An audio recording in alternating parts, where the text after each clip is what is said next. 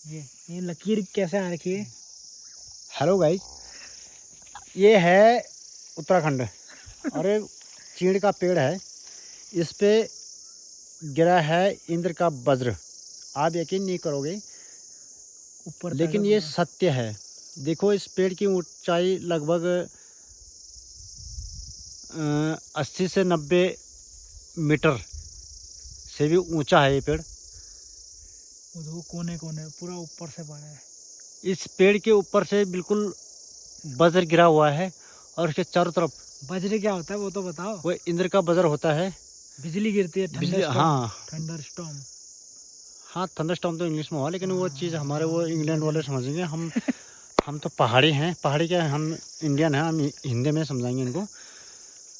तो ये इंद्र का वज्र है और ये सत्यता हमारे पहाड़ में अभी तक भी है, क्योंकि ये इंद्र का वज्र इतना शक्तिशाली होता है कि अगर ये किसी इंसान के सामने या अगर 100 मीटर के दायरे में भी गिरता है, तो इंसान अगर उसके सामने गिरता है तो उसके आँखें का जो लाइट है या फिर ज्योति है वो ख़त्म हो जाती है, या कान के पर्दे फट जाते हैं और वो इंसान उसी समय ऑन द स्पॉट मृत्यु भी हो सकती है। हुआ था ना ये कुछ, और हुआ था हमारे यहाँ अभी जस्ट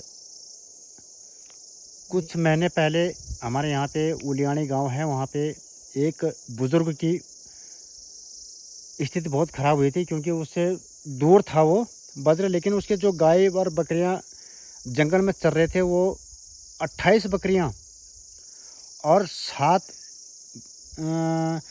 में से 2 बैल और 5 गाय उसी समय उनकी मृत्यु हो गई थी। इतना शक्तिशाली वज्र होता है। कहते हैं कि ये वज्र जो जिस पर भी गिरेगा, अगर वो ज़्यादा कठोर है तो उतना ही घातक आवाज़ करता है, और अगर नॉर्मल हो तो वो आवाज़ करे बिना ही अपने जो लक्ष्य है उसको भेद के वापस निकल जाता है।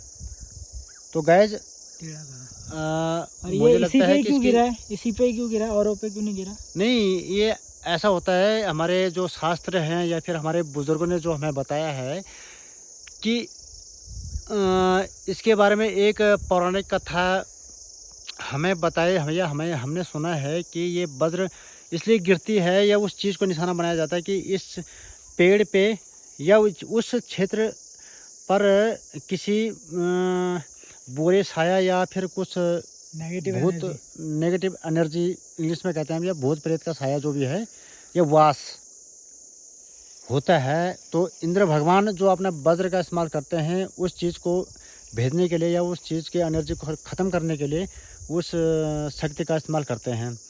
तो अब गायज ये इस पे जो वज्र गिरा है इस पेड़ पर, तो ये पेड़ कुछ ही महीनों में सूख जाएगा। ये 100% डिक्लेयरली है।